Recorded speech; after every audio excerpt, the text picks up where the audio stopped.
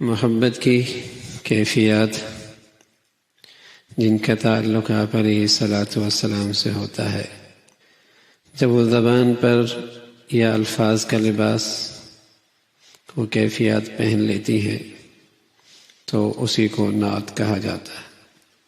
نعت کا موضوع براہ راست پیارے رسول صلی اللہ علیہ وسلم کی پیاری ذات ہے۔ حضرات صحابہ رضوان اللہ علیہم اجمعین نے خود بھی نعتی اشعار کا ایک بہت بڑا ذخیرہ اکٹھا کیا تھا۔ شاعری اہل عرب کی گھٹی میں پڑی ہوئی تھی، لیکن نزول قرآن کے بعد بہت سے نے تقریباً شعر کہنا ترک کر دیا تھا، لیکن پیارے رسول صلی اللہ علیہ وسلم کی مدح، آپ کی تعریف، آپ کی منقبت میں اور کفار کے خلاف آپ علیہ الصلاۃ والسلام کے دفاع میں بہت سارے صحابہ رضوان اللہ علیہم اجمعین نے قصیدے کہے ہیں۔ ان میں حضرت فاروق اعظم رضی اللہ تعالیٰ عنہ، حضرت عائشہ رضی اللہ تعالیٰ عنہ،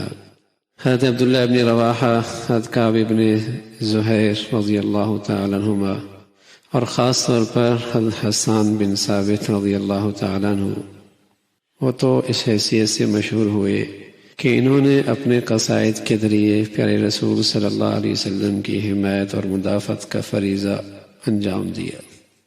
اگر یوں کہا جائے کہ نعت رسول اللہ صلی اللہ علیہ وسلم کو اپنی شاعری کا باقاعدہ موضوع بنانے والے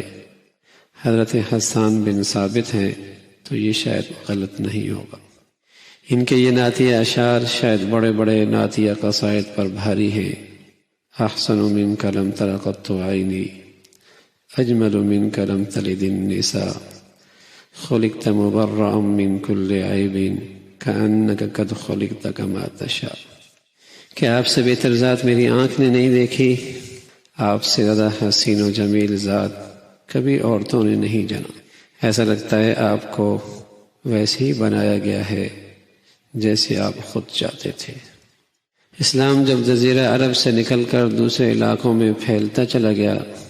تو نعت کا دائرہ بھی وسیع ہوتا چلا گیا، چونکہ ایمان اور اسلام در حقیقت حب رسول اللہ صلی اللہ علیہ وسلم کے بغیر ناممکن ہے۔ اس لیے اسلام کے توسیع کا مطلب ہی حب رسول اللہ صلی اللہ علیہ وسلم کی توسیع تھا،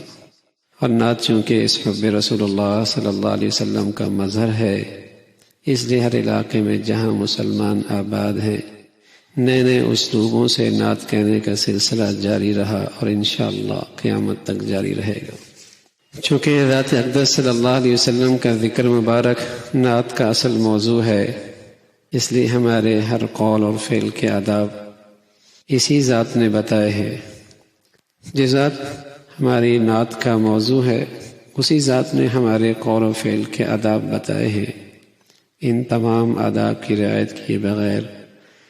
نہ تو کوئی نعت شریعت کے مطابق ہو سکتی ہے اور نہ ہی حقیقی محبت کا تقاضا ہے کہ محبوب کے ارشادات کے خلاف کر کے اس کی تعریف اور توصیف کی جائے،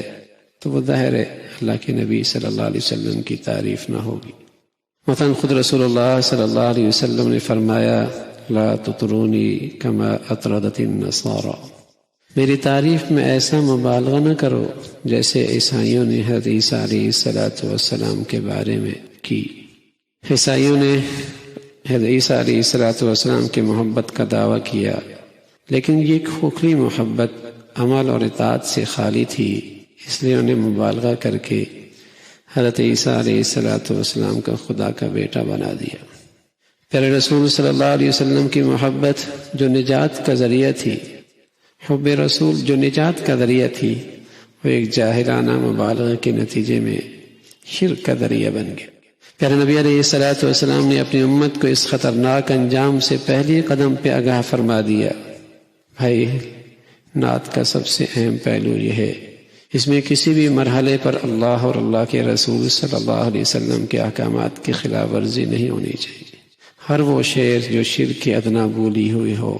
جس میں پیارے رسول صلی اللہ علیہ وسلم کی طرف خدائی صفات منسوب کی گئی ہوں یا اس کا کوئی شبہ پیدا ہو، وہ در حقیقت نعت نہیں، رسول اللہ صلی اللہ علیہ وسلم کے ساتھ معاذ اللہ بغاوت ہے۔ نعت میں پیارے رسول صلی اللہ علیہ وسلم نے ایسی باتوں کو بھی برداشت نہیں فرمایا جن میں شرک کا ادنا درجہ بھی پیدا ہونے کا ذرا بھی احتمال ہو۔ حضرت ربیع بنت معاوض رضی اللہ تعالیٰ عنہ فرماتی ہیں، ایک انصاری صحابی ہیں، فرماتی ہیں جس روز میری شادی ہوئی اس وقت میرے گھر میں کچھ بچیاں ترنم سے اشعار پڑھ رہی تھیں۔ ان اشعار میں کچھ شہداء بدر کا ذکر تھا، کچھ رسول اللہ صلی اللہ علیہ وسلم کی تعریف تھی۔